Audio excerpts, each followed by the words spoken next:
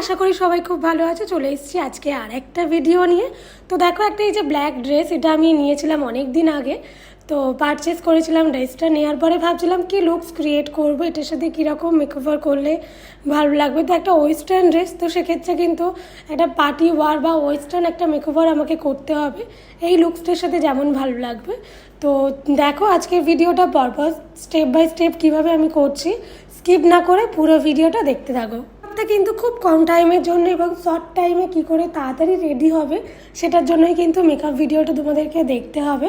তো চলো, ফার্স্টে স্কিন প্রিপারেশন ভালোভাবে নিয়েছি, কারণ স্কিন প্রিপারেশন ভালোভাবে না নিলে আমাদের মেকআপটা লং লাস্টিংও হবে না, মেকআপটা ক্র্যাক হয়ে যাবে, কেকি হয়ে যাবে। তো সেক্ষেত্রে কিন্তু স্কিন প্রিপারেশন খুব ইম্পর্টেন্ট একটা পার্ট। আর হ্যাঁ, বলতেই তো ভুলে গেলাম, যদি মনে করো ডে পারপাসে কোনো অকেশানে তুমি যাচ্ছ, তো অবশ্যই কিন্তু সানস্ক্রিনটা ইউজ করে নিও। আর যারা ভিডিওটা দেখছো অবশ্যই কিন্তু জানাবে যে মেকআপটা তোমাদের